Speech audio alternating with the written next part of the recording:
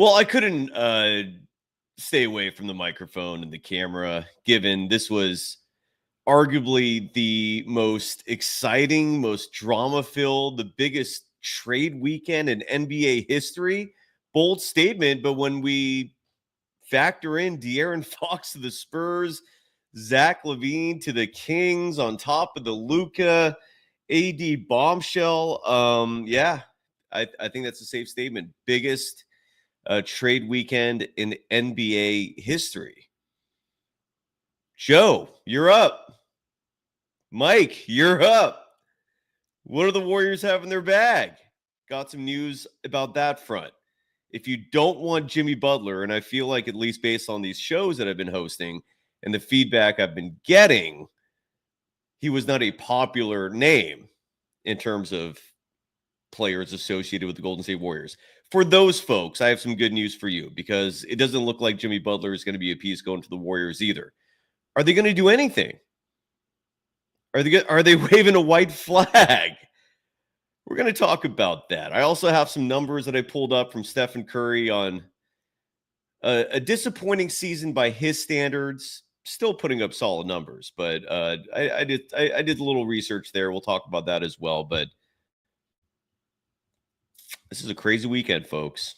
Congrats to the LA Lakers. They pulled it off again.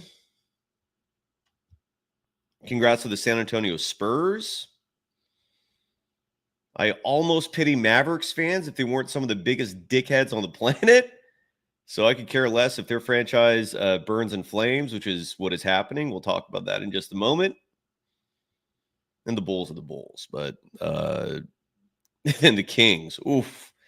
I mean, you got some picks, but Zach Lavine is not going to move the needle for you this year. We got a lot to talk about. Let's get into it. Happy Sunday night. This is the Golden Days.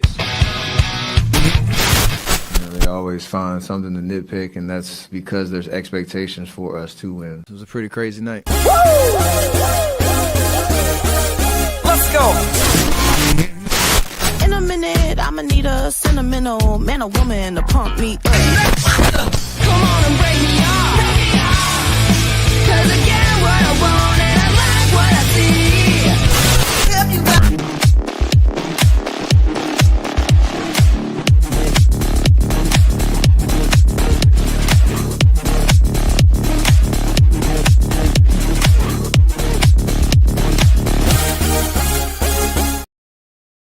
Welcome to the Golden Days. I'm your host for this episode. You can follow me on Threads and Instagram at DogWild, over on Twitter at Surf Journalist. The program is on both those platforms, or on all three, whatever the math is, at Golden Days Pod. Let's give some love to our sponsors before we talk about the madness that has been this weekend in the NBA with just huge bombs pertaining to blockbuster trades. A lot to unpack here, especially when you consider the Golden State Warriors are officially facing an existential crisis. It's the fork in the road moment is here for them. The trade deadline is still 3-4 days away. There's time. We'll talk about that in just a moment. First and foremost, though, we've got to give love to the organizations and individuals that help fund and support this program. We can't thank you enough. First up is Underdog Fantasy. Make sure you use the promo code GSW for a free pick and up to $1,000 in bonus cash on daily fantasy made easy. It's legal in California, in addition to over 30 other U.S. states. The premise, super easy. You got to pick a minimum of 2 players. You can go up to 8, and I love that 8. I'm using the 8 slots on a regular basis, and it's all about higher than or lower than guesses. Will Steph and Curry score higher than or lower than 24 points tomorrow against Orlando? Go to Underdog Fantasy. That's the entire premise. I'm posting all my picks on social media. You can win money by following me because I've been winning so far. And again, join the party. It's fun. Underdog Fantasy. Use the promo code GSW for a free pick and up to $1,000 in bonus cash. Today's episode also brought to you by Dr. Tom Rosanelli, hair restoration specialist. Mention his patient Rick Barry for $500 off. That's a good amount. Make yourself feel better. Gentlemen, if your hair is thinning, if you're losing it, call Dr. Tom Rosanelli, 415-931-9881. Again, the number is 415-931-9881, or visit rosanelli.com for a free virtual visit. Check out the doctor, especially gentlemen, if you're losing it up there. No need to feel ashamed about it. No need to deal with the hassle of constantly clipping and shaving.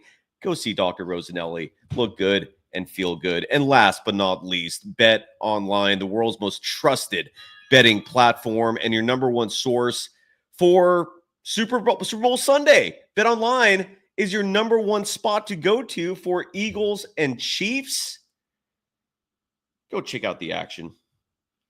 And sorry about the distraction there, but BetOnline, the game starts here. So the LA Lakers, again, congratulations to them. If there's anything in all this that makes me cringe, that makes me want to borderline vomit, it's the fact that the LA Lakers just sat there minding their own business when the Dallas Mavericks and their executives reached out to them asking if they wanted Luka Doncic. Why does that not happen to the Golden State Warriors? I guess it happened to them in 2016 with Durant to a certain extent, but they are lucky as F. They literally had Luka Doncic drop on their laps. I'm not here to break down the details of these trades. A lot of moving pieces involved, but long story short, the LA Lakers have their player of the future and present, while the Dallas Mavericks decided to throw away their future, and they might have a semblance of a presence. They've got a massive front court. It would not surprise me if they make another trade. Maybe Jimmy Butler is going to the Mavericks. Maybe they have another piece in motion, but long story short, sorry, I'm not, like, there's like all these trades. Literally, I'm getting like updates on my phone about what's going on. I apologize for that. But long story short, the LA Lakers are huge winners. Brian Windhorst reported that LeBron James has wanted to play with him for years. Bravo. The Dallas Mavericks. It's interesting to note, first and foremost, that Mark Cuban has had nothing to do with that trade. Social media was fervent in their content and coverage of this trade, associating Mark Cuban with it. Mark Cuban would never in a million years trade a piece as important as Luka Doncic. He loved Luka. He was like almost like a son to him. And the Mavericks have new owners. It's the Adelson family. Look, I'm personally not a fan of these folks. These are billionaires who they're casino magnates. They've built a media empire. They are very focused on money. The Luka Doncic part of this, there's a lot of, eyebrows raised, a lot of shoulders shrugged in terms of the why of this. Like, and certain reports have come out. I believe Tim McMahon of ESPN reported that the Mavericks, were frustrated with Luka's conditioning or lack thereof. He reportedly was pushing 270 pounds in weight.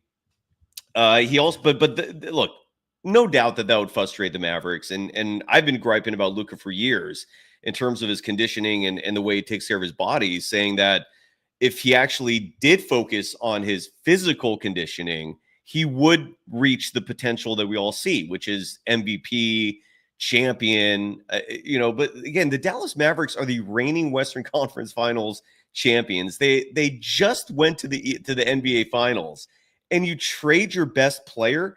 Make no mistake about this.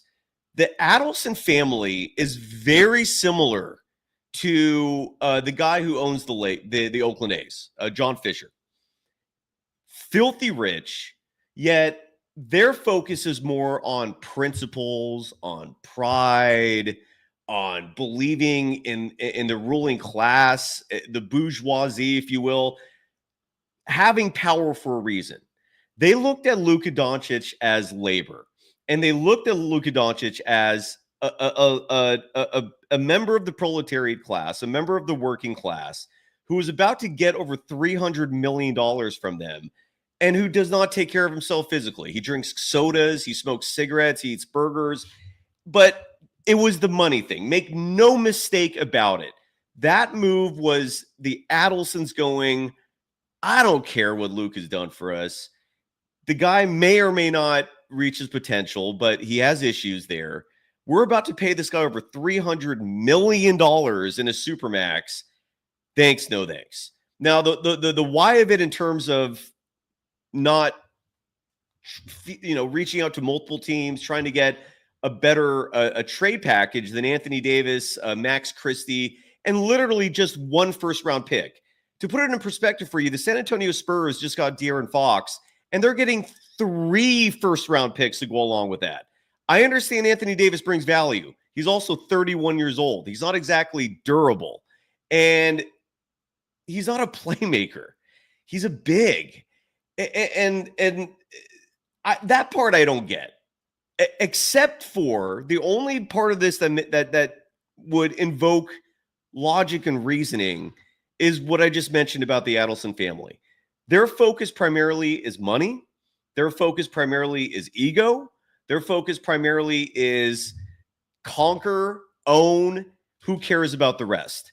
Championships to them are second fiddle to making sure the bottom line looks and sounds reasonable. So they looked at Luka, again, $300 million guy, and they were like, no, we're not going to pay that man that much money. Let's move on. And let's slowly begin what's going to become a rebuild down there, because the Mavericks is currently constructed. Look, they might make some noise in the playoffs. They got bigger, which tells me that the Warriors have virtually no shot defeating a team like the Mavericks if they met up in the postseason. But for the Lakers, congratulations. I mean, LeBron James literally has a guy he's been saying for years he wants to play with, a generational superstar, someone who comes around once every 20 years, and he just fell in their lap. You cannot make that stuff up. And then the Sacramento Kings moved on from De'Aaron Fox. Big trade there. He gets sent to the San Antonio Spurs. Very curious to see him and Wemby play together. I'm not excited about it because all of these moves are happening in the Western Conference. Lakers got better. They play in the same division as the Warriors. Spurs got better. They play in the same conference as the Warriors. Mavericks got better in the sense of size, which is the kryptonite for the Golden State Warriors. These moves are not helping the Dubs at all. At all. Like, all this does is make their life more difficult.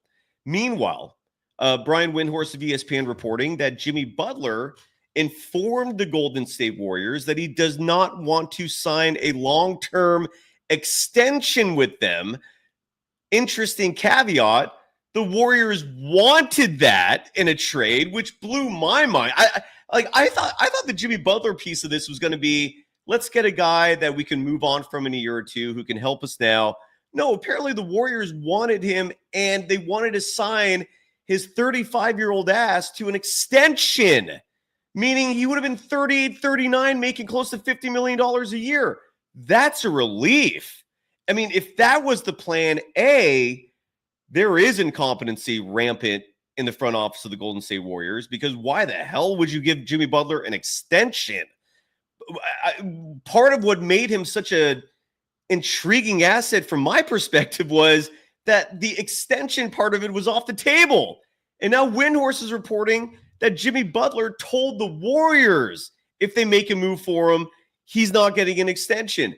And apparently Jimmy Butler's sights are set on the Phoenix Suns. Side note, do not be surprised if the Mavericks get Jimmy Butler. Again, because of that logjam in their front court, they have pieces that are expendable, if they want to make a move and add Jimmy Butler to their squad. Would make a lot of sense if Butler went there. I believe he's from Texas as well. So anyways, the Golden State Warriors, so they're pretty much, if what Windhorst reports is true, and again, who knows how much of all this is true, right? I mean, even like the most trustworthy journalists, hopefully they're using proper verbiage so they're not misleading people, but I have a hard time. It's hard to trust anything you read until it actually happens.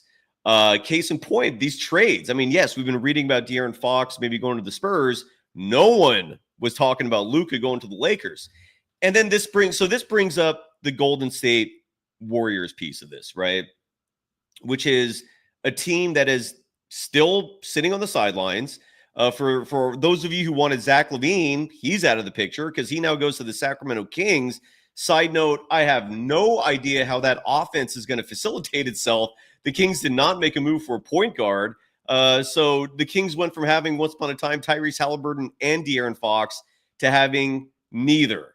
Side note, the Kings and the Warriors are tied for 10th in the Western Conference right now with 24-24 records. The Kings own the tiebreaker because of head-to-head currently.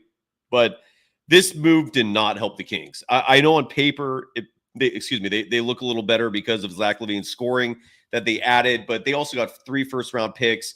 That is the treasure that they ultimately got. That also means goodbye to the present. The Kings are cooked. The Kings are not going to be a team that makes any noise, in my humble opinion. I don't know if this means Malik Monk will be the point guard for that team, but regardless, chemistry matters, and I don't know how much of that the Kings have. Fit matters. I don't know how much of that the Kings have. They do have size. I mean, Zach Lavine is a good player, but if I'm a Kings fan, this move would not have excited me at all, except for the 3 first-round picks. Zach Lavine was not the piece that, at least I thought, is what they needed. Anyways, I'm reading all the comments. Hello to everyone as well. So this goes back to the Warriors again. They're doing nothing so far. All I can tell you is what my intuition is saying in my head, which is a year ago at this time, the Golden State Warriors, unbeknownst to anyone, were soliciting the LA Lakers for LeBron James, for potentially trading for him. Side note, LeBron James, at least what reports are saying, but also, again, I'm not trusting anything I'm reading anymore until the trade deadline. Action is the only thing I'm going to take at its word. The Golden State Warriors, they have until Thursday, but they're facing an existential crisis here. I mean, we've been talking about fork in the road moments. And look, Joe Lacob, again, a year ago at this time was pursuing LeBron James. We didn't know about it. He pursued Paul George this offseason. No one knew about it until the news came out that it didn't happen, that they swung and missed. The Clippers did not want to take on additional money. Lauri Markkanen was a purported target for the Golden State Warriors, and we all know how that turned out. Side note, he's not having a great year, by the way. So maybe a swing and a miss for the Warriors, depending on what the asking price was. But my intuition tells me that Joe Lacob is not someone that likes to lose. That Joe Lacob is not someone that's watching all this going on and thinking to himself, we're fine. He's not an idiot. And I know some cynical comments out there exist from other talking heads saying things like, all Joe Lacob cares about is the money that he's pulling in with Chase Center, and, he owns the land, and he can rest on his laurels for past success. But that's not how Joe operates. Joe wants to win. Joe is competitive. It would shock me to no end if someone told me as a fact that they're just sitting there just going, oh, well. My intuition tells me they're working on something big. And whether or not anything happens is a whole other picture. I look at teams like the Philadelphia 76ers as someone that the Warriors can make a splash with. Paul George is on that team. That has not worked out for him. I know that name doesn't excite the Golden State Warriors fan base. He's had a down year this year, but Philly could easily be trying to move on from that contract. And Joel Embiid could be available. That's a name that, is Philly glued on him anymore? Now, I know that's a move that from the Warriors' perspective, you could kind of go, do we really want that? He's aging, his body breaks down, but he is a star. He would be a game changer. And my point is there's a few players like that out there. Like Zion Williamson is another one that's still out there. Cam Johnson is another one out there. The Warriors, I think, will do something. Okay? Just take that for what it's worth. I'm totally guessing here. This is just me, whatever you want to define intuition, right? That the little voice inside all of us that tells us to stop before you act, that gives us warnings about things, that advises us on things. that little voice in our heads. My little voice is telling me that the Warriors are not going to just stand pat and do nothing. If they do, it's over. Okay? Like the Warriors just looked at the Spurs, who they're going to be fighting for a playoff spot, get significantly better. The Warriors just looked at the Lakers, another team they're going to be fighting against. Probably get better. I mean, the Lakers are a weird one in terms of where they are now with this trade, but I don't know how adding Luka hurts you, even with the defense, even with the weight gain and all that. He's one of the all-time. He's going to go down as one of the all-time greats when his body of work is finished. It's still insane to me that the Lakers got him. The Mavericks are a team that the Warriors will not beat right now. I mean, that team has way too much size for the Warriors to handle. I mean, the Warriors are starting Andrew Wiggins as their power forward. Even when Draymond Green comes back, you're still overwhelmed by that front court. Even when Jonathan Kuminga comes back, you're still overwhelmed. They don't have the size to beat the Mavericks. They don't have the size to beat the Nuggets. They don't have the size to beat the Lakers. They don't have the size to beat the Spurs. They got to make a move if they want to be serious about things. Who that piece is, I have no idea. It could still be Nikola Vucevic for all we know. What I also know is shove the feelings that you have for players like GP2, Andrew Wiggins, Kevon Looney, and shove them up your ass. Enough with the feelings here. Enough with the comfort. Enough with just focusing so much on being happy with the people you go to work with. F that, man. This is the NBA. This is competition. Like, what happened to the team that was cutthroat, that was willing to do what it takes, no matter what it was, to win a title?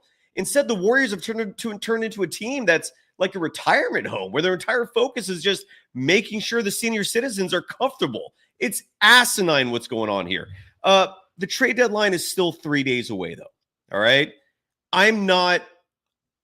Again, I really do believe that they're going to make a move. I could be wrong. I could be absolutely wrong on that. I hope I'm not. That's all I can say there. Now Mick in the chat brings up a name, Draymond, and I don't know what the also part of it is, but you just saw the LA Lakers trade Anthony Davis, and they got better. They just secured their future and the present with that move. Anthony Davis was considered untouchable. Side note, I would not believe a single story that indicates LeBron James had no clue this trade was going to go down. Of course, he knew it was going to go down. His agent, his buddy, his childhood buddy, Rich Paul, knew about it 2 days before the trade was pulled. LeBron knew, all right? He signed off on it. AD was his buddy. So my point is, I don't know, in terms of Draymond, is Draymond untouchable? Like, if you can get a significant asset and you're just steadfast that Andrew Wiggins is too important, trade Draymond. Do something bold here. Do something innovative. You know, Bob Myers is a polarizing figure in terms of Warriors lore, in terms of the legacy and who's responsible for the dynasty. But make no mistake about this, man. He was at least implementing ingenuity in the moves he was making. That trade for Andrew Wiggins, which also netted the Warriors Jonathan Kuminga, that started with D'Angelo Russell, okay? It was brilliant. Bob Myers was responsible for the trade, not an easy trade, to get Andre Iguodala. That was a sign-and trade. He was responsible for the trade that brought them Kevin Durant. He was wheeling and dealing left and right for these big, bold moves that formed the foundation of the Golden State Warriors dynasty. What the hell is Mike Dunleavy Jr. doing besides hitting a couple second-round picks? Great. Not hating on that. But the Warriors right now are 11th in the Western Conference. Results matter. Do something. Please, for the love of God, do something, man. Pretend you care about the fan base. Pretend you care about the folks that are paying the bills for the Golden State Warriors. The fans. Do something. If they do nothing, this season's over. They're cooked. Okay? It's over if they do nothing. So whether it's Nikola Vucevic, whether it's Cam Johnson, whether it's something, you know, outside the box, which is the kind of thinking I always love and respect. And that could be someone like Bam Adebayo. That could be someone like Zion Williams. Whoever it is, if Giannis is magically going to be available, I would not count on that unless Giannis has told the Milwaukee Bucks behind the scenes, I'm not staying here. If he's conveyed that message off the record to ownership, then it's a possibility. Otherwise, no, that's not going to happen this year. But you got to do something.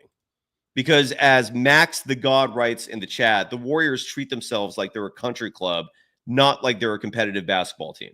It's embarrassing to sit here and watch a once proud organization watching every other team in the Western Conference leapfrog them, move ahead of them with sometimes not very complicated moves that end up ringing true and effective.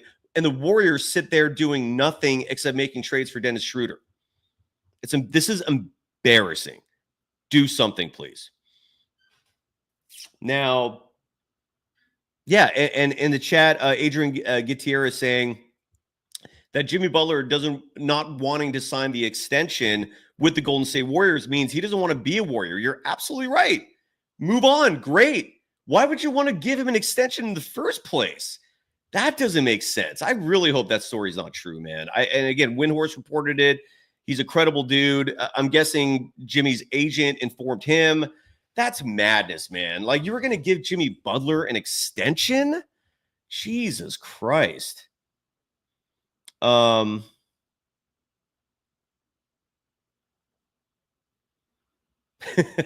in the chat saying the Warriors are the only team with HOA rules. Yeah, you're absolutely right. Blimey Maynard is asking, why doesn't Jimmy Butler want to be a Warrior? Well, if the reports are true, and there's just so much information and crap out there, supposedly Jimmy's focus is the Suns. I don't know how the Suns are going to pull off that trade because you have to find someone to take on Bradley Beal's contract. Side note is, he has a no trade clause in it, so he has to sign off on that deal. I don't know how the Suns are going to make that happen. I have no clue. I don't know what would lead Jimmy Butler to believe the Suns are a realistic target, but Nato Santos saying get Zion. Brandon Ingram's another target you could pursue, even though he's not Steve Kerr's guy. Oh no, do something. Jake Capini is asking, when is Dennis Schroeder eligible? He's eligible now. The Warriors can turn around and trade him if they wanted to. So, as evoking an infamous attribution from Mike Dunleavy Jr., where he said, trades are hard. That's my Mike Dunleavy Jr. voice. Yeah, he really said that. It's such a joke. Life is hard. Rocket science is hard. Nuclear engineering is hard. Aerodynamics is hard. Supporting a family is hard. Hosting a podcast is hard. I'm kidding about the last part. But look, trades, it's a joke. It is such a joke that Mike Dunleavy Jr. said that trades are hard. They're not hard. All right. I mean, Jesus Christ, we're watching them happen left and right. So difficult. Oh no. Trades are so hard. You have to convince another team to go along with swapping players. The horror. How much are you sweating from that? Are you suffering injuries from these godforsaken trades? That it's a joke. It's such a joke. Shardal, yes, Shardal's asking, can I drop the link? Yeah, why not? I'm gonna wrap the show up soon. This is gonna be a long one tonight. I also did some research. This isn't just tonight's show is not just let's talk about these crazy trades that happened this weekend. I also did some research on Steph because there's a lot of conversations going around in terms of Stephen Curry and whether or not his best days are behind him. Probably are, but the question is, how much has he regressed? Is he aging before our eyes? Is it the lack of support? Well, I pulled a few statistics that we can look at in terms of Stephen Curry's season. Side note, yeah, he is posting numbers that are low by his standards, not good by his standards, but his standards are insanely high. And they're not as bad as you may think, but some of them are. There are a few numbers that did stick out in terms of Stephen Curry having one of the worst seasons of his career. It is true. That is a fair statement to make. By the way, Shardal, the link, and anyone else wants to come on, the link is in the chat if you want to jump on. Otherwise, yeah, Mitchell and Ness saying that Stephen Curry's knee tendonitis is a sign. That is fair. But despite having knee tendonitis, he also could still go out there and just completely dominate. I mean, it's the knee tendonitis has not shown that Stephen Curry's greatness has left him. It just his minutes have gone down, and some of his numbers have gone down because of that more so than a regression in play. But yeah, he has knee tendonitis, and that is a sign of aging, and it sucks. Well, so here are some of Steph's statistics on the season. And again, if you want to join the show, links in the chat. Join me. Otherwise, we'll have a more longer show tomorrow night. Warriors and Magic post game. Sophia Jones is going to join me there, and let's pray we have some news about the Golden State Warriors between now and then. I'm also going to have this background look a little better. That white gap right there, that will be filled. I might put one of my surfboards there actually to improve the aesthetic of the background. So I pulled some stats here again for Stephen Curry, who is not having the greatest of seasons, again, by his standards. And let's start off by actually reading to you, but with me reading to you, I'm sorry, some of Stephen Curry's numbers on the year. And again, when you hear these numbers, none of them sound bad, but like by any standards. Like, for example, Stephen Curry's averaging 22.1 points per game, 25th in the NBA. That if anything is crazy. Scoring overall is up, but 22.1 points per game is still an awesome figure. To add some perspective, his first MVP in 2015, I think he was putting up 23.8. Here, let me pull that up just so I have that number exact. In 2014-15, when Steph won the first of his 2 MVP awards, he averaged 23.8 points per game. So the fact that someone with knee tendonitis, someone who's aging right before our eyes, for there to be worry when he's putting up 22.1, which is a whole 1.7 lower than his first MVP, that's why I'm not sitting here pretending that Steph is cooked, that he's done. I'm not buying that. Now, Stephen Curry is playing the lowest minutes per game this year for a non-injury season. Okay, Steph this season is in terms of minutes, and the team's regulating that for very good reason, because they don't, in case they somehow make the playoffs, which is starting to become a far-fetched notion unless the team makes a move to improve this roster. Steph is averaging 31.7 minutes per game this year, which again, by his standards, are low. At the peak of his powers in the dynasty, he was playing closer to 36 minutes per year. So this year is the lowest that he's playing. And so, and that is an answer for why, for example, the points are down a little bit, right? 22.1 points per game. Well, yeah, if you're playing less, you're going to score a little less. So, and the only 2 seasons where he averaged less minutes than this were 2011-12 when he had the ankle surgery, and then 2020 when he had his hand crushed by who was it? Daniel Tice, who just mangled his hand and knocked him out for all of a handful of games. I just want to make sure I'm not missing anything in the chat. Yeah, and Palmetto Money bringing up just a hypothetical trade with hypothetical pieces, saying trade Kyle Anderson, a.k.a. Slow-Mo, trade Buddy, a.k.a. Buddy Hield. Buddy Hield, by the way, might have an untradeable contract, side note. But you bring up Dennis Schroeder, expiring deal, GP2 expiring deal. You forgot to mention Kevon Looney, unless you don't want to trade him, and go get Cam Johnson and Vucevic. Look, Cam Johnson, the Brooklyn Nets reportedly want 2 first-round picks for him. The Phoenix Suns showed that you can flip 1 first for 3.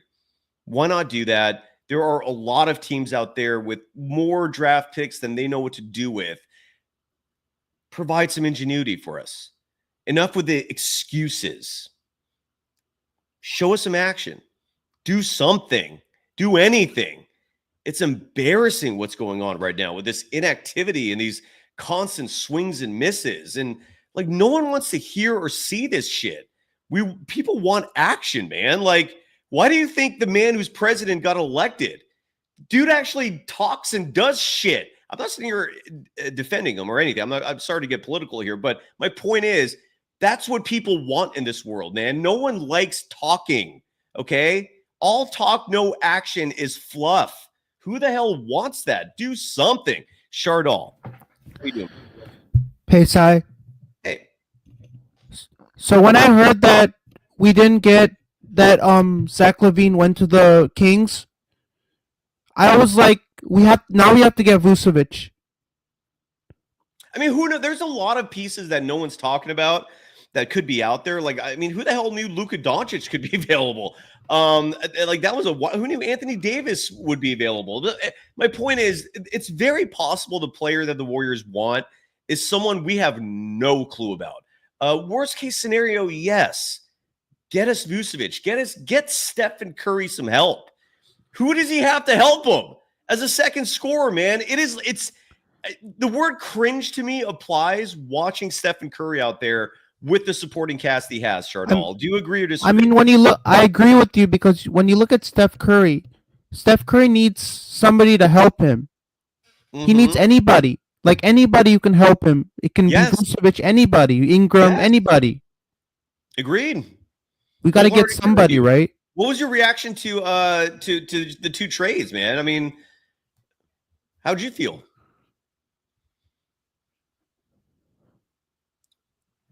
Sorry, I can't hear you. Looks like you're on mute. I can't hear you. You're on mute. You're probably on mute. Can you hear me now? Hello? You can't hear me? Chardal, are you sure it's me, or are you having issues?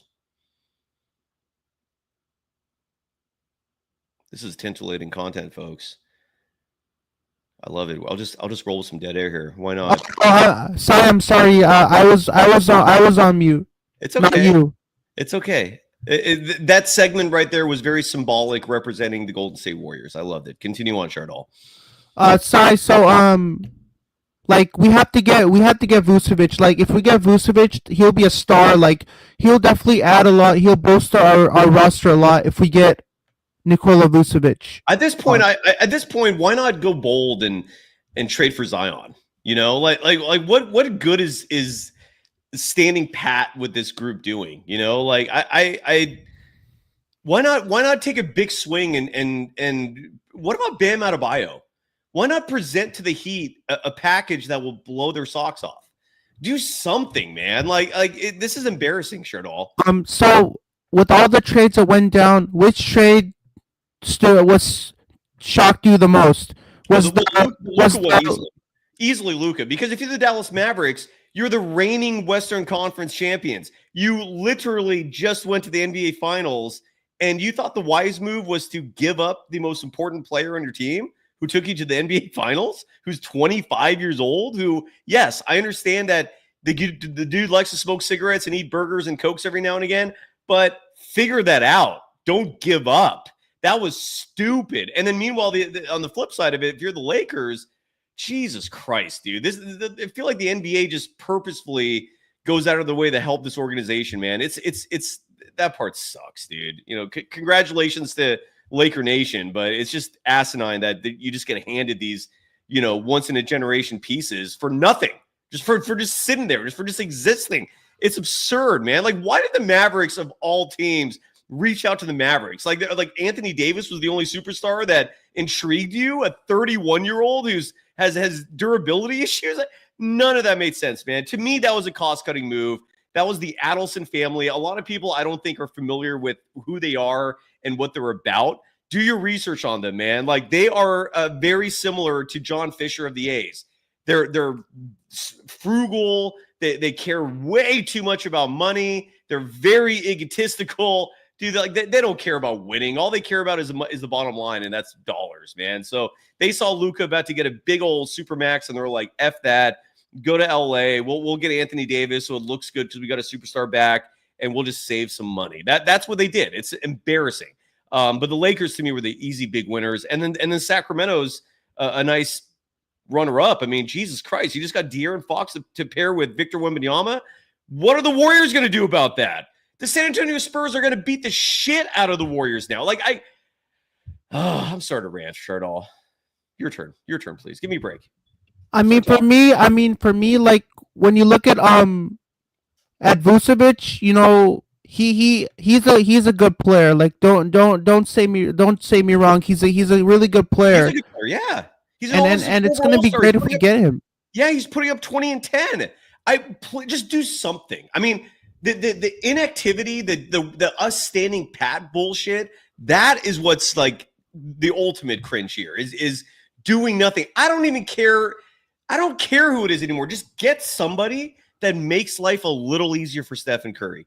Get somebody that will allow you to at least put up a fight against teams like the Nuggets, teams like now the Mavericks, who have size. Vucevic will at least give you a big body.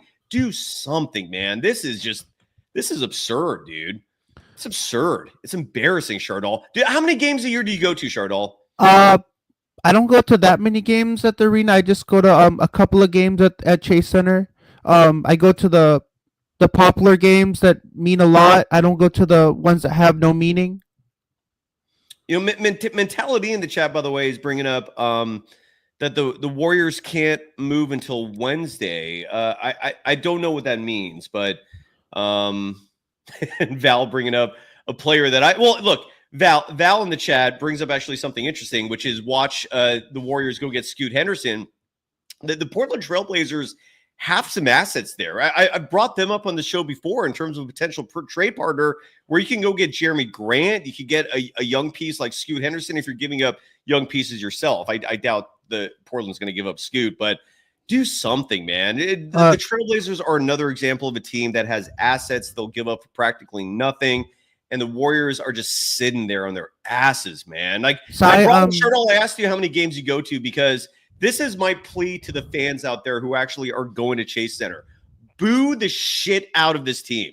Stop being complacent. Stop pretending the wine and cheese you're enjoying at those games makes you a good human being. You're not. Well, let me rephrase that. That makes you a good fan, okay? You're probably a fine human being regardless. But you're not a good fan if you're sitting there being complacent as this team just does nothing. Because if the fans don't speak up, the message to the ownership is, oh, well, at least the fans don't care, right? But if you fans start booing, if the fans start expressing their disappointment, Joe Lacob is there every game sitting courtside. He will hear you.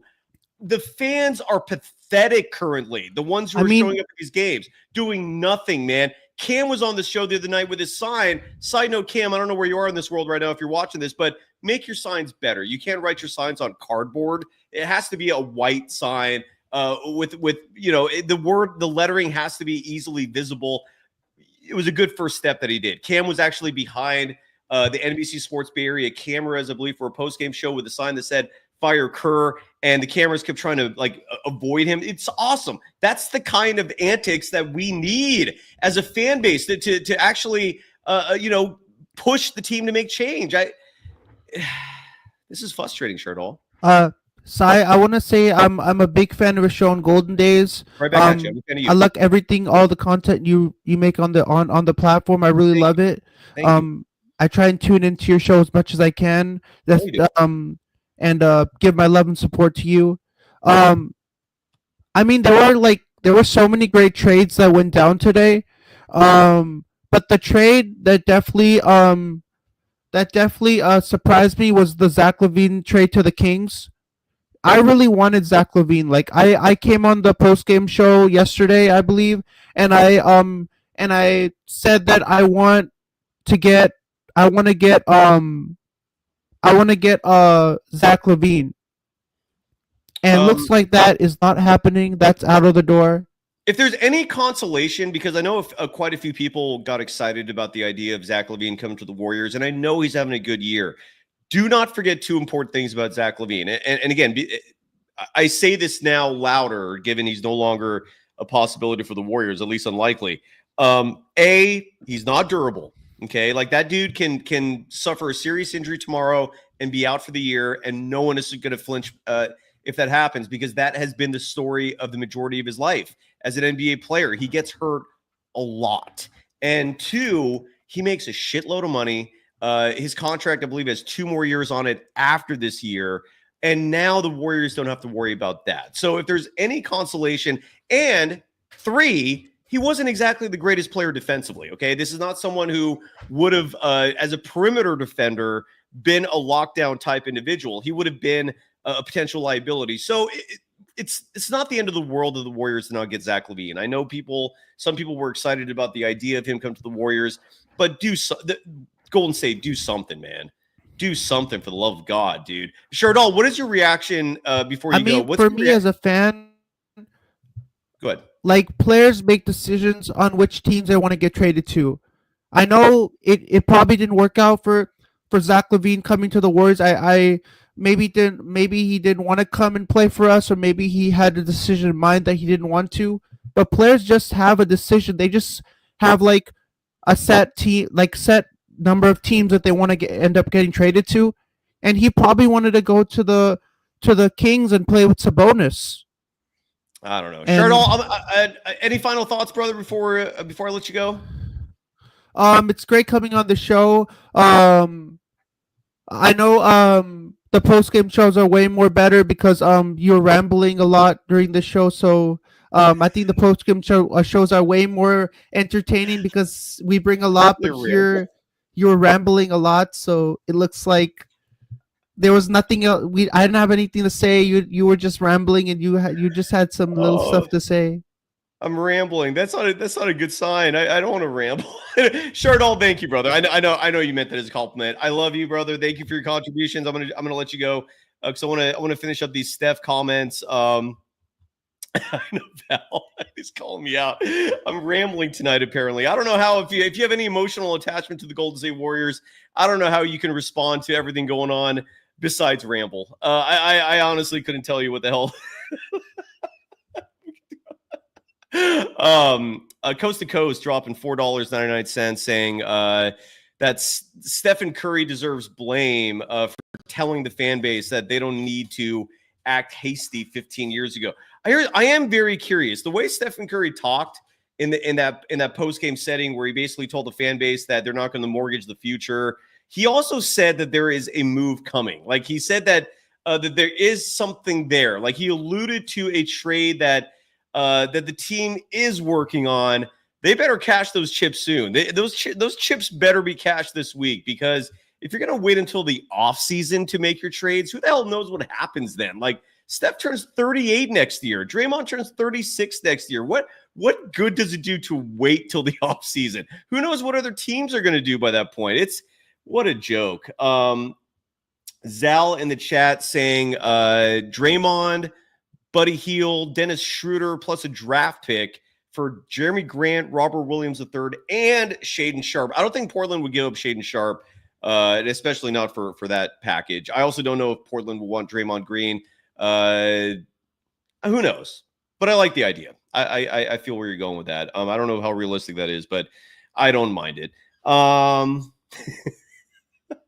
Anyway, so going back to the stats I was talking about here, and I'm going to count on the chat if any news drops between now and the end of the show that we can report.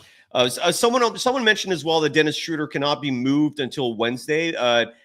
I've heard conflicting reports on that. The Dennis Schroeder contract with this new CBA is one of many little wrinkles, little caveats that I have not figured out in terms of like what the limitations are. Because I've also read reports that they could move him now, that they could have flipped him immediately after trading for him in the first place. So I have a hard time with the CBA. I don't know anyone who has completely figured this thing out, in all honesty. A grossly overcomplicated document. Going back to Stephen Curry real fast, because I did some research. I want to talk about him a little bit. Steph this season is averaging 22.1 points per game. That is his lowest scoring total since 2012. So that's a little concerning. Now, granted, again, his minutes are down, and there is a correlation there clearly, but this is his lowest scoring output since 2012, when he put up 14.7 points per game in a season where he missed a lot of time because of the ankle injuries. And again, these stats don't include injury-riddled seasons. So, for example, in 2020, when he had his hand shattered, he put up 20.8 points per game that year, but he also only played 5 games. So keep that in mind. Other Stephen Curry statistics that I pulled up. He in terms of average field goal attempts, Steph is averaging 16.8 field goal attempts, meaning that's the amount of shots he's putting up per game. That is tied with 2015 when he did win the MVP award for his lowest average in a season, excluding injury-riddled years. Stephen Curry is also averaging the lowest number of field goals made since 2011. That's a little alarming. That means he's making less shots than he normally does. Now, is there a correlation with the minutes? Yes. But the fact that the 7.4 field goals made per game is the lowest since 2011. In 2011, Stephen Curry was in his second year in the NBA. And again, these stats don't include his 2 injury-riddled seasons. This was 2020 and 2012. So keep that in mind. But the field goals made per game, he's at his lowest clip. Steph is shooting 44% this season from the field. That's not a bad number, but minutes don't have much of an impact on this stat. And the fact that his career average is 47.2%, this to me, it could be aging. It's possible. There's no way to conclusively say that. My guess is Steph is shooting slightly below his career average, not because his body's breaking down, but because he has no goddamn help. And every possession for the Warriors offensively includes a double, if not triple, team of Stephen Curry. I don't know how you can be an efficient shooter when you're the only guy on your team scoring consistently. Who knows why that number is down? My guess is it's because defenses are squaring up on him. Some people may say it's because his body's starting to break down. Steph is shooting 40.2% from 3. Which, again, by his standards, a little low because his career average is 42.5% shooting from 3. It's very important to note as well that the last time the Warriors won the championship, the 2021-2022 season, that was also the same year that Stephen Curry broke the record for most three-pointers made by an NBA player over his career. Steph that season shot 38% from 3. So anything over 40 is fantastic. And Stephen Curry currently is shooting is shooting 40.2% from deep, which again, that's a good number. You can easily, happily live with that. It's over 2 percentage points below his career average. And again, something tells me a lot of that has to do with the fact that he has no help. Stephen Curry is averaging 4.6 rebounds per game. His career average is 4.7. So he's doing fine there.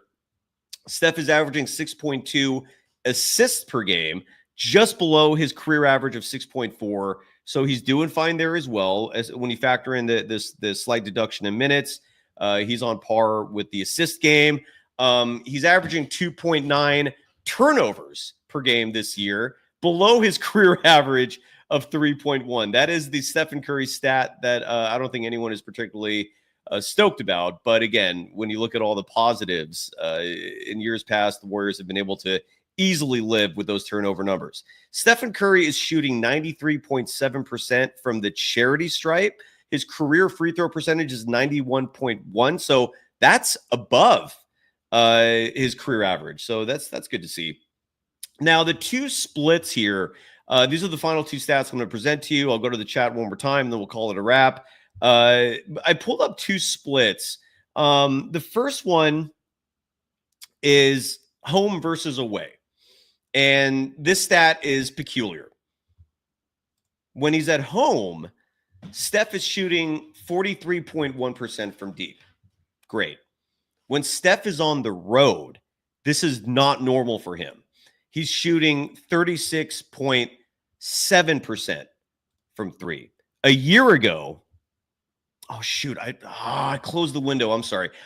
Point is, a year ago, if I remember correctly, Steph was actually shooting better on the road than he was at home. So the fact that number has gone down this year, the why of that, I don't know. But 43.1% three-point shooting at home, bueno. 36.7% three-point shooting on the road, no bueno. Steph is also, in terms of three-pointers made, he makes 4.6 at home, 3.7 on the road. So there's a correlation there with the shooting splits. But yeah, Stephen Curry has regressed as a three-point shooter in terms of road games this year. The why of that, I don't know. And last but not least, wins and losses. When the Warriors win games, Stephen Curry is averaging 24.7 points per game, well above his 22.1 average. When the Warriors lose, and this could be for a lot of reasons. It could be that the Warriors have gotten their asses kicked quite a few times this season, meaning blowout losses result in less Stephen Curry minutes. But so maybe that's why Steph's scoring and losses are so much lower. But when the Warriors lose games this year, he's putting up 19.8 points per game. When the Warriors win, he's putting up 24.7. So those are some Steph stats that I pulled out. Carambola Designs is saying that they can explain the decline. The link's in the chat if you want to jump on. And Dre the Loser saying that it's a mental thing for Curry when he's not locked in. It's over. Kai is here saying he's 1 year older. I mean, who knows? The reasoning for some of those, who knows? I mean, I first and foremost, there's so much evidence of this now. If you're on social media, people are posting pictures almost daily of the double and triple team Stephen Curry faces. He has no help. None. It's the mentality. I like the way he or she is thinking, saying offer 2 picks for Tyrese Maxey. Unfortunately, you're going to have to offer a lot more than 2 picks, but Tyrese Maxey is the most coveted asset on the Philadelphia 76ers. Dork Elvis, the nickname for Daryl Morey, their GM. He's one of the hardest people to deal with. The guy thinks he's the smartest person in the room. He's constantly trying to rip people off with trades. One of the most difficult people to engage with in a trade, especially for someone like Tyrese Maxey. So you would need to offer a lot more than 2 picks. But Rebellious is saying that Steph has always been doubled and triple teamed. No, not really, because Steph in previous years had, for his entire career, pretty much had Klay Thompson next to him, his splash brother. And he also had other offensive weapons that prevented at least triple teams. I would agree with the double teaming. The triple teaming has not been the norm, but we're seeing that on the reg this year. And the reason why it hasn't been the norm is because Steph used to have help. He was not the only guy out there who was putting up points, and that is the case this season. So there we go. Val's asking again, why would Dallas steal Luka? Money. Look at the Adelson family, the folks who own the Dallas Mavericks. They did not want to spend over $300 million for someone that they view as an employee. Think of John Fisher and the A's. That is the Adelsons. They're that level of eek. That's them. That is them. That's who they are, and not many people are familiar with that. I think that's part of why so many people were caught off guard, is because a lot of people are not aware that Mark Cuban sold his share of the Mavericks, his majority ownership stake, to the Adelson family. Mark Cuban is still there watching games. He no longer is in control of this team. He would have never traded Luka Doncic. The Adelson family is a whole other beast.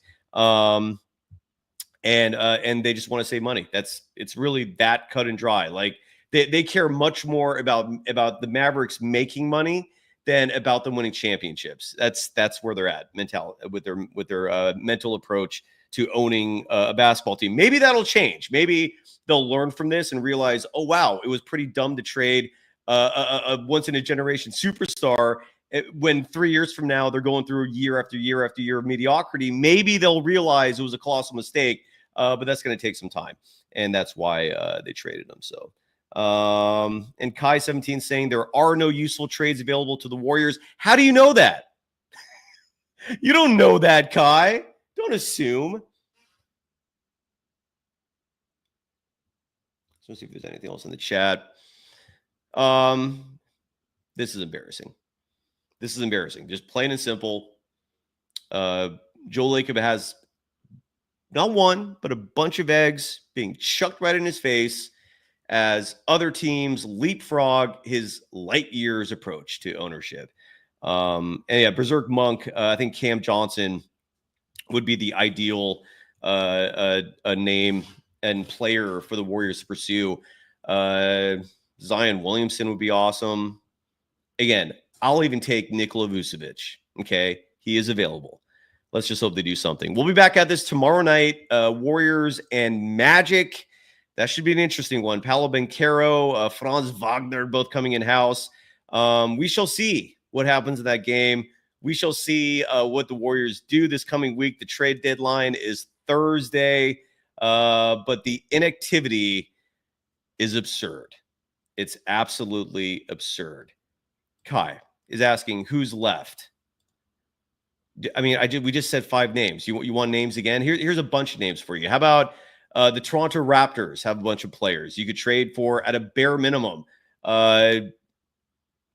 Bruce Brown, Jakob Poeltl, Jeremy Grant, Robert Williams III. Again, Nikola Vucevic, Cam Johnson. Why not go bold and swing for a bigger type player like Bam Adebayo? Make an offer that'll blow their socks off. Zion Williams, Brandon Ingram.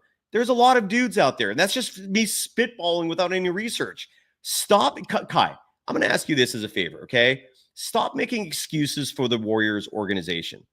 Stop pretending that they know what they're doing. Okay, that's what you're assuming. You keep assuming that the Warriors just are these geniuses who are exhausting all options, who know best. No. Okay, the evidence is right in front of you. Other teams are making things happen. The Warriors are doing jack shit. All right? Yeah, Kai, you're being real. I'm being real. Since when are excuses passable in this world we live in? Enough with excuses and being okay with it. Talk is cheap, friend. Talk is damn cheap because anyone can do it. Let's see some action. Let's see Stephen Curry improve this team. And Kai, how do I know? All I'm doing is basing it off your words. Okay? You know the link. If you want to come in here and have a discussion with me, have it. But stop making excuses for the Golden State Warriors for thinking that they somehow know what the hell they're doing. Clearly they don't. They don't. Most NBA teams are full of Nepo babies, and that is the perfect, ripe environment for incompetency. Individuals who are never challenged. Individuals who don't go through discourse to develop critical thinking skills. Folks who have everything handed to them on a silver platter. That is what nepotism does. Not to mention nepotism is just a nice way to mask the monarchy and that system of entitlement. That's what NBA organizations mostly are. Stop thinking that they are smart in these offices in terms of the decisions they're making. Most NBA teams are run by nincompoops who lucked out to get to those positions. And the Warriors are clearly proving they're a bunch of idiots right now. Carambola Designs, dropping 250 DOP, whatever that means. Thank you very much. Saying, the thing is, without Clay and his gravity, they climb on Curry, and in the road, the refs do not respect Stephen Curry. I see what you're saying. So this is in reference to Stephen Curry's three-point shooting being down this year on the road. As we mentioned, that stat one more time here. Their home road splits. Stephen Curry at home shooting 43.1%, on the road 36.7%. So there you go. And you're saying that a part of the reason for that is because Klay Thompson does not have the gravity to help Stephen Curry. That is why Buddy Hield routinely plays, is because he supposedly is one of the only other players on that roster who has the gravity. I've seen Quentin Post have that gravity. I've seen Lindy Waters have that gravity. Pajemski sort of has that gravity. I'm trying to think. Dennis Schroeder, I don't know if he has gravity. Yeah, you're probably right. You're probably onto something there. Oh,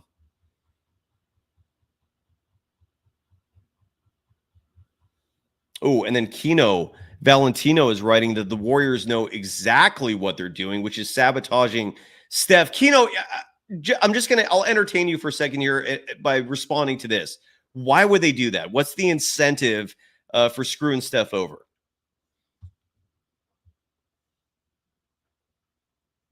Right? Like with every decision, there's an agenda behind it, unless you're just an absolute dipshit. So what's the agenda for sabotaging Steph? I'm just curious. Ooh, and welcome new Golden Dazer, Catambola Designs. Thank you. No, Felipe Perez is saying in the chat, I did not see this Windhorse report. So if what you're saying is true, that's interesting. According to a member of our audience in the chat, and I'm typing in to see if I could.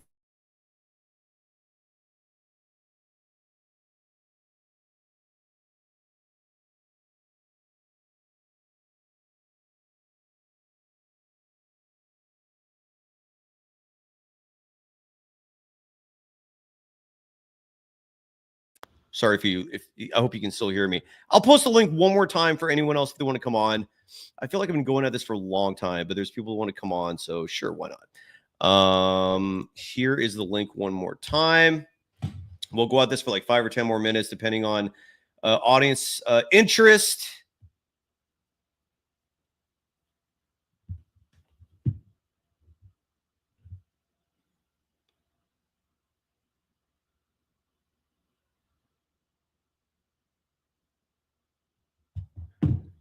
Kai. Yes, sir. How you doing, brother? All is well. All right, listen, let me make my point real quick. Let's not delude ourselves. There With is what? What's the this- delusion that you think is going on? There's a reason why Steph's performance has declined over the last year to now he's down to a 22 point per game player. And we cannot deny that that's what he is, because that's what he is. Right now, he's a 22 point per game player. For this Warriors team to become effective, Steph needs a player who is at least as good as he is, if not possibly better. Getting a player who is nowhere as good as Steph is currently right now is not helping the Warriors. I mean, LeBron had AD. AD was the best player on that Warriors team. LeBron had a player who's actually better than him currently. Kevin Durant has Devin Booker, who is almost as good as this current Kevin Durant, if not better. Getting Steph Curry, a player who is not as good as Steph Curry right now, is not helping Steph Curry. Steph Curry needs to have a player that is so good that sometimes Steph is our number 2 rather than our number 1. There is no way we're going to ride Steph Curry into a title with Steph being expecting to be the number 1. He's just not that player anymore. Steph is my favorite player of all time, just like yours. But we have to be realistic with what we are seeing. He's not that guy anymore. He can be that guy on a given night, but he cannot be that. Steph is not the guy who's going to take you into a 7-game series and kick ass like he did 2022. He's not that anymore. We need a guy who is as good as Steph, if not better. That's what we need. We need a Giannis type of guy for this Warriors team to be effective. Getting any of these little guys that we're thinking about, getting fucking Jimmy Butler is not going to make the Warriors better. And I'm glad that Jimmy Butler declined to come to the Warriors. But Kai, you don't know that for certain. I mean, I appreciate your opinion on that. You don't know that for sure. And again, the status quo, we can agree to disagree that the status quo is fine. I would rather see Jimmy Butler than this shit that we're watching now. That's where I'm at. Yeah, but he's not gonna make the Warriors. He's not coming regardless. I'd rather see anything than what we're seeing now. Huh? I guess like what I'm saying is, Kai, are you okay with the team doing nothing? I wanted them to do something. I was hoping they could get. I was hoping they could get Lavine. They didn't get him. I was hoping they could get Fox. They didn't get him. I was hoping they could get somebody who can at least be as good as Steph on a given night. Jimmy Butler is averaging 17 points per game. He's not helping us. Well, I never pretended that the Warriors could get someone as good as Steph. I don't know who was out there that we ever. Wait until the offseason and try to get Giannis. Try to get somebody who is that good. But again, if you're looking that far ahead, Steph turns 38 next year. I mean, so you. I mean, why are you okay with? Why is it fine? How can you stomach putting it off that many months and years? Because there's just nobody good enough available right now. The guys who are good. I just listed like 10 names. I just listed 10 names that would improve this team. But Cyrus, we can't. Can we go to a team and make them trade their player if they don't want to trade their player? No. The guy has to be available. Why do you assume that that's what has to get done? Like, how do you know other teams are not willing to make trades? Because of the list of guys that you mentioned, none of them are helping us. Cam Johnson is not helping us. Nikola Vucevic, when I say help us, I'm talking helping us to win. Nikola Vucevic is not making this team win a title. You don't know that. You don't know that. You don't know. And what you don't. Everybody knows. Kai, you don't know either that Nikola Vucevic will make things worse. Maybe he'll make things better. I'm talking about winning a title, Cyrus. Nikola Vucevic, the Warriors are not one Nikola Vucevic away from winning a title. But Kai, what's wrong with them proving to be like a second-round team? I'd rather this team at least is competitive and relevant instead of this irrelevant, boring shit going nowhere now. But it all depends on what it's going to cost us, though. If it's going to cost us picks and assets to get a guy who's going to help us get out of the playoff and win and lose in the first round, what's the point? What if the asset is one pick 7 years from now? What quality guy? What quality? For example, let me tell you a guy that I would love to see the Warriors get. He's not going to help us to win, but he's going to win this year. But he would help the team to get better, and he's one for the future because he's young. If we could somehow go get Colin Sexton, somebody like that, that's not going to break the bank, but he's going to help us to be better this year, and he will help us in the future. There is no point in trading for 34 and 35-year-olds who's not going to help us win now. If he's not going to help us win now, he's certainly not going to help us in the future because next year that 34-year-old guy is going to be 35 next year. He's going to be 30. We have enough old guys. We don't want no more old men.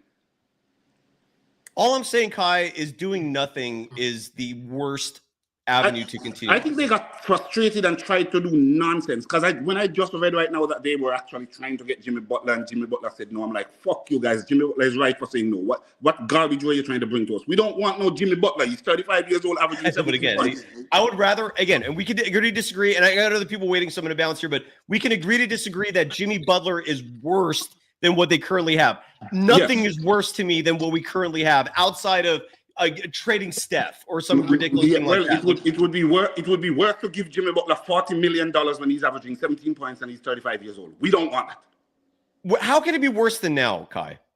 Because it's setting us worse for the future. It's worse now and it's worse for the future. It wouldn't have cost any future assets, though. Nobody's pretending that we're going to trade when you're talking about future assets, right? You're talking about the 5 young pieces on the team, and you're talking about draft picks. Jimmy Butler, in theory, would not have cost any of the young pieces and would not have cost much of any of future assets. What? It would cost us Wiggins. So what? He's almost 30. Why are you so stuck on Wiggins? Why are you people stuck on that guy? Wiggins Hold on. Let me tell you why. Because look, I got other people to go to. I can't handle like Wiggins propaganda. Sochin, you're on the show tonight. How are you doing, brother? What's up, man? Can you hear me all right? Yes. Okay, yeah. So I just want to say, like, I hate how the Warriors have, like, handled the situation with Steph Curry. Like, just going back, like, we had Jordan Poole, we traded him for Chris Paul, and we just let him expire just like that. Like, we did nothing to get better. We could have gotten Zach Lavine. Nothing. We didn't get Zach Lavine. They were going to give a first-round pick. They were going to give a first-round pick if we gave up Chris Paul expiring. They would give us a first-round pick plus Zach Lavine. That's how bad he is. That's nothing. And they did nothing. That's so terrible. Judith Pierre in the chat writes, Wiggins is having a good season. The Warriors are 11th in the West. Yeah.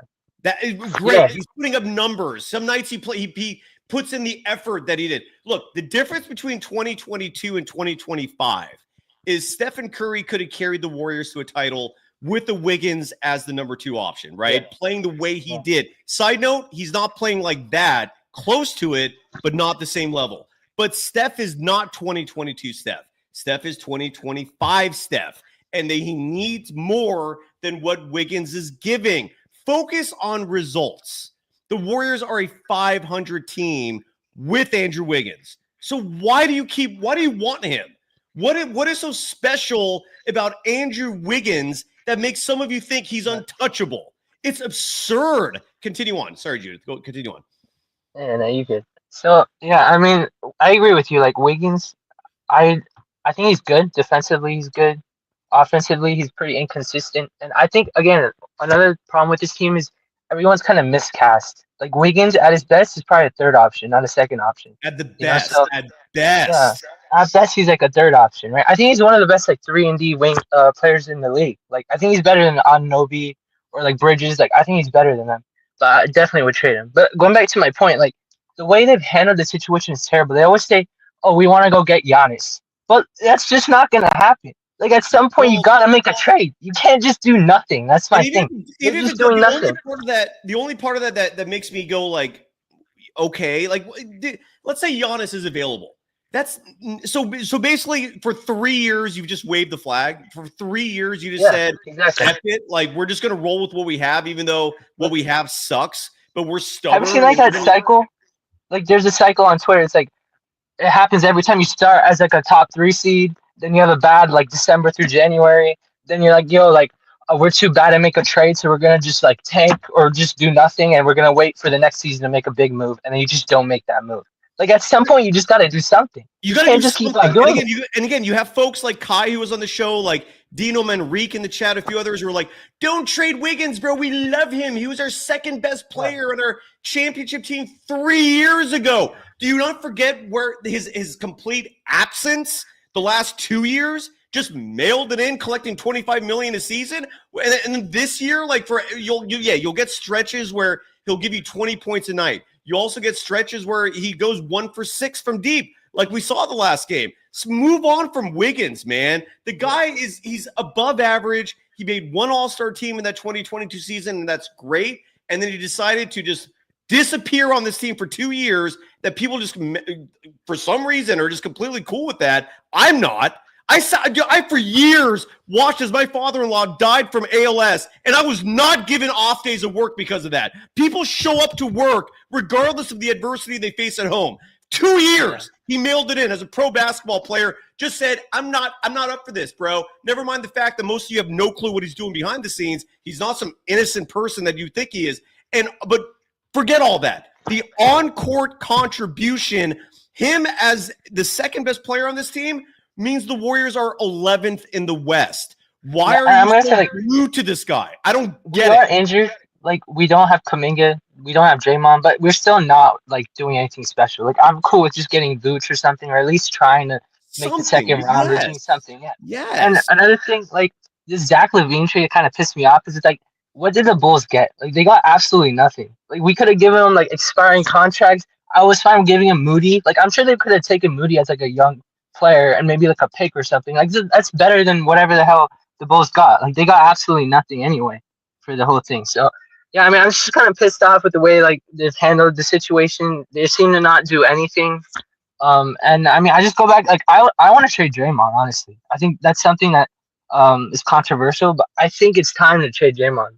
Well, look, at this point in his career. Real quick. Orlando says Wiggins is back, bro. He's back, and so he's so good that the Warriors are 11th in the West. Yeah, I mean, like him being back if the Warriors are 11th in the West. Focus on the results, not on the memories from 3 years ago. Drop the member berries, all right? You folks with your Wiggin infatuation, you love eating these member berries. That's a reference from South Park, meaning nostalgia wins over logic. Stop holding on to the Wiggins fandom, thinking that keeping him is going to magically result in something different. If Wiggins is a piece that'll get you something better, forget Jimmy Butler. That's in the past, all right? Yeah. Zion Williamson, what about him? Why not take a swing and trade Wiggins for Zion? And I would totally get that. It doesn't work out. You get this offseason, you're now off Wiggins' contract. He has 2 more years remaining after the season where he's pushing $30 million a year. You could get that off your books and make some free agent moves. I have no clue why some people are glued to Wiggins, dude. I have no understanding of that besides holding on to nostalgia from 3 years ago. Sorry to keep interrupting you, Sochin. Go ahead. No, you're good. I mean, again, like I like Wiggins, but like I would trade him for like the right piece. I wouldn't trade him for nothing. I think he's good enough to at least be in the team as a 3-and-D player. I think Kuminga being hurt kind of sucks right now because like real quick. Dino saying Zion injured every other week. Is this current situation any better? The definition of insanity is doing nothing and expecting different results. So Dino, everyone else out there who wants to make excuses for trades involving Wiggins, you are insane. You're literally insane because you'd rather have this madness go on loop, repeated, this mediocrity, this below average basketball. You'd rather see this on a loop than take risks. I get it. I hear what you're saying, but you're insane. You're literally insane if that's what you're advocating for. Yeah, and I think another thing, like this So I whole don't even young review, core man. I'm thing. just seeing these things Yeah, and it's just eliciting yeah, my like this emotional whole reaction. Go ahead. young core thing, like a team with like Pods and Kuminga and Moody, like once Steph retires, is doing like absolutely nothing. Like I don't understand why this team won't get rid of those players because like they're not doing a thing when Steph retires. Like that's me Agreed. 1000%. Like you just got to tank at that point. There's no way that you're even making the playoffs without Steph Curry. So while you Agreed. have him, now you got to maximize him. Like he's a generational player. You're not going to get a player no player could be better than him ever. Like there's just no chance right now for the Warriors. So you go all in, you try to make something happen. If you lose in the second round, you know what? I'll take it. Like at least you tried. You made the second round. There's something you can progress, but it's like you're just not doing anything, man. So Agreed. that's all I gotta say. I gotta bounce. I promised Larry Krueger I'd go jump on his show. Any final thoughts, Sochin? I'm gonna get to Ken Valentino and then call it a night, and then I'm gonna go see my buddy Larry on his show. Any final thoughts, brother? No, I got nothing. I mean, I kind of said what I wanted to say. One thing, like, I don't understand what Jimmy Butler's doing. Like, I understand this is the Warriors. Like, I don't understand what the hell he's doing. Like, he doesn't want to go to the Warriors. He only wants to go to the Suns. Like, he thinks he's like the best player in the league. Like, he's not doing shit, dude. Like, I don't understand. You're right. You're right. I mean, look, And, he's and like, playoff Jimmy is a different beast, and I yeah, would I be understand, very curious. but And I'd love to see a motivated Jimmy. I was a little excited about seeing that. I wouldn't mind seeing the dog in him. Yes, he's crazy. This team needs crazy right now. I would not mind seeing that, dude. But yeah, it's not. It's who cares? It's not going to happen. Yeah. So there's so much like crazy stuff going on in the league. Like Luka got traded. Like Anthony Davis is getting traded, and like the Warriors won't trade Pods. Like, dude, like I don't understand what you're doing out here. Like, you won't trade Pods, and like the Mavs are gonna trade Luka Doncic. Like, what the hell's wrong with you, dude? Yeah. So that's all I gotta say. The league's kind of crazy right now. You're awesome. Have a great night, Crazy, brother. crazy. I interrupted you constantly. I hope you make. Nah, you're good, man. Have a great night, Sochin. Thank you so much, Ken. And Gary, I'll bring both of you on. We'll finish up with you two, and then I go see my buddy Larry Chardol. I forgive you, man. There's just not enough time to get you back on. Ken, Gary, Ken, you were first. Go up. It's Keno. I apologize. Okay, No I thought problem. It was Ken. What's up, Si? How you doing? Keno. Hey, I'm doing all right, Keno. How are you doing, man? I'm good, man. I left the message that said that they're sabotaging Steph. That was me.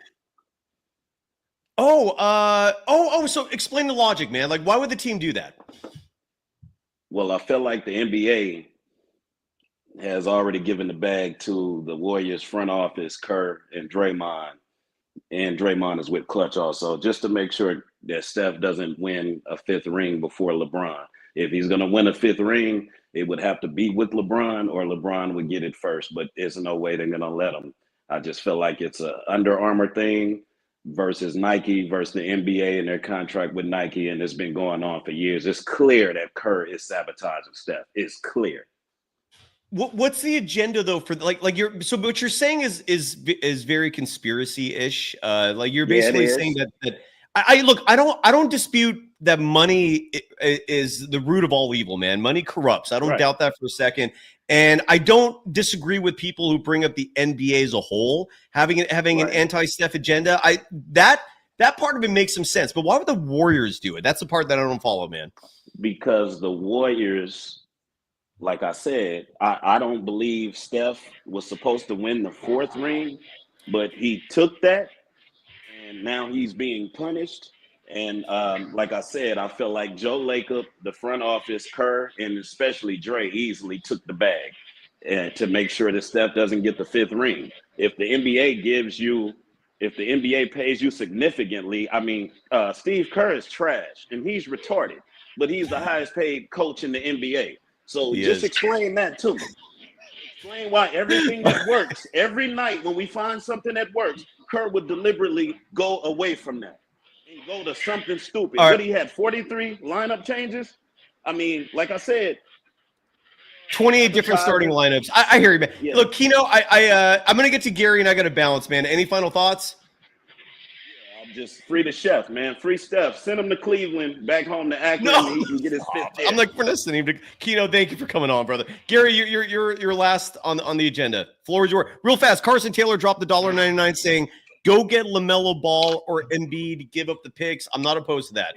Not the worst idea ever. I brought up Embiid earlier as being a huge wild card. I'm not advocating for that, LaMelo is very intriguing. Gary, you're joining us from Orlando, and I lost you again. Oh, okay. Well, that was that. All right, go find me on Larry's show. I'm going to continue this madness there. But thank you, everyone. And let's just hope the Warriors do something. This complacency is some of the most frustrating activity from a professional team I've seen in my life. Very reminiscent of the 2000s San Francisco Giants when they were milking Barry Bonds those last 2 years. Very reminiscent of the Lakers in the last Kobe years. And even though Joe Lacob publicly said it, he doesn't want the Warriors to turn into that. They've turned into it. We're watching NBA teams out there making moves left and right as the Warriors just watch as spectators. It is absurd. I'm going to go join my buddy Larry's show. We're not dual streaming tonight. Come join me there if you want. I imagine it'll be lively and fun as well. Thank you, everyone. Come join that party if you want for a little bit with my boy Larry. Otherwise, go Warriors. Please do something. Please. I'm begging of you. Please. Make a trade. Bye-bye.